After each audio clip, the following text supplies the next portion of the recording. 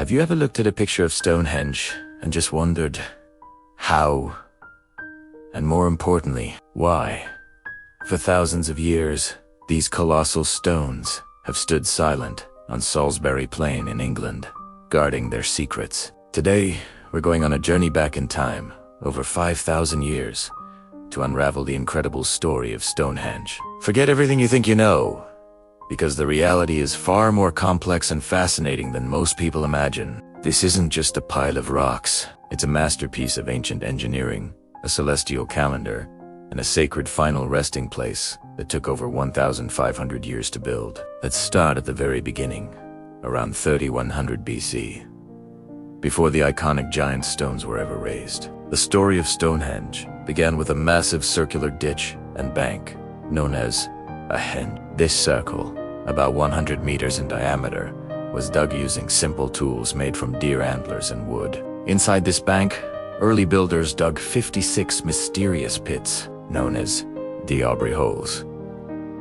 For a long time, their purpose was a complete mystery, but recent discoveries have shown these holes weren't for posts or stones, but for people. Archaeologists have found cremated human remains within them, suggesting that from its earliest days, Stonehenge was a place of the dead, a cemetery for a select group of people, perhaps a ruling family or a priestly class. So, before it became the stone circle we know, it was a sacred burial ground. Now, let's jump forward about 500 years to 2600 BC. This is when things get really interesting. The first stones arrive, but they're not the massive ones you're picturing.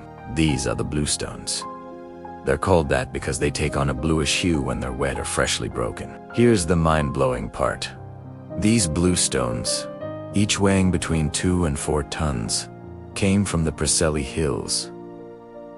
In Wales, that's a journey of over 180 miles. How on earth did they transport them? It's one of history's greatest logistical puzzles. The current theory is a combination of human power, wooden rollers, sledges, and possibly even rafts to navigate rivers in the Bristol Channel. Imagine hundreds of people working together, inching these huge stones across the rugged landscape. The sheer determination and social organization required for this feat is staggering. It tells us that these stones weren't just building materials. They were incredibly important, perhaps believed to hold sacred or healing powers.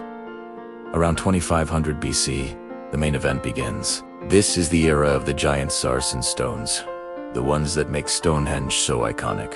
These behemoths were sourced locally from the Marlborough Downs, about 20 miles north of the site. Locally is a bit of an understatement though. The largest of these stones weigh up to 50 tons. That's like moving 7 adult male elephants. Transporting and then raising these colossal stones into position was an unprecedented feat of engineering. The builders used a technique called mortise-and-tenon joints, a sophisticated woodworking method to secure the horizontal lintels on top of the uprights. You can actually see these joints on the stones today. They even shaped the lintels with a slight curve to create a perfect circle when placed on top. This wasn't just piling rocks. It was precise architectural construction. This central trilithon horseshoe and the outer sarsen circle we recognize today were built during this intense period of activity. So, we have this magnificent structure, but what was it for? The most compelling theory, and the one with the most evidence, is that Stonehenge was a sophisticated astronomical observatory. The entire monument is precisely aligned with the movements of the sun. If you stand in the center on the summer solstice, the longest day of the year, you'll see the sun rise directly over the heel stone, which sits just outside the main circle. And on the winter solstice, the shortest day of the year, the setting sun aligns perfectly through the gaps in the great trunk. These alignments weren't accidental. They were fundamental to the design. For a farming society, knowing the changing of the seasons was a matter of life and death. The solstices marked crucial turning points in the agricultural year. Stonehenge was their calendar, their clock, their connection to the cosmos. It was a place where the earthly and the heavenly met. But it wasn't just about the sun. The purpose of Stonehenge likely evolved over its long history. It remained a place of ceremony and ritual for centuries. Imagine the scene during a solstice. Hundreds, maybe thousands of people gathering from across the land. The air filled with chanting, the smoke of fires, the sound of drums. It would have been a place of immense spiritual power.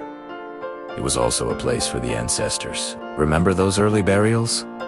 The tradition continued. Stonehenge was a nexus of life and death, a place to honor the dead while celebrating the life-giving cycle of the sun. Some theories even suggest it was a place of healing, a prehistoric lords, where people brought their sick and injured, believing the bluestones held curative properties. The sheer effort of bringing those stones from Wales certainly suggests they were considered special. So what happened? Why was Stonehenge abandoned? Around 1600 BC, activity at the site began to decline. The culture that built it was changing. The Bronze Age brought new technologies, new beliefs, and new social structures. The focus of power and religion shifted. People stopped maintaining Stonehenge, and over centuries, some of its stones fell or were even taken for other building projects. The great monument slowly began its long slumber, falling into ruin, its original purpose fading from memory into myth and legend.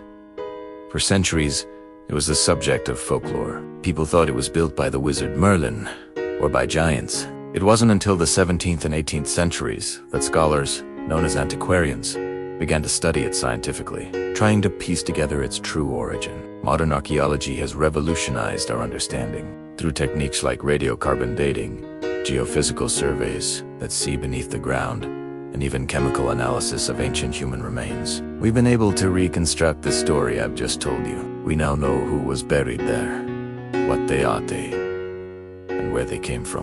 For example, analysis of the Amesbury Archer, a man buried near Stonehenge around 2300 BC, revealed he grew up in the Alps region of Central Europe. This tells us that Stonehenge was not some isolated local project. It was a monument of international importance, drawing people from across the continent. It was the center of a connected prehistoric world we're only just beginning to understand. Today, Stonehenge is a UNESCO World Heritage Site, visited by over 1 million people each year. It still holds that powerful, mystical aura.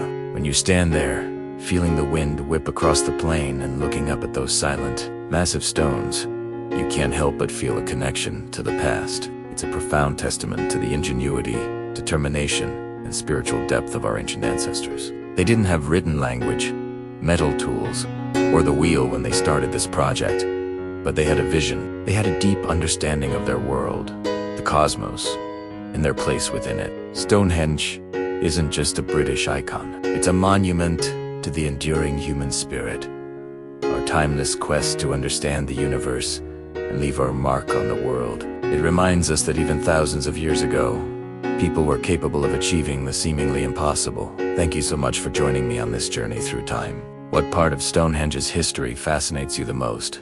Let me know down in the comments. If you enjoyed this deep dive into the past, please hit that like button and subscribe for more adventures into history's greatest mysteries. We'll see you in the next video.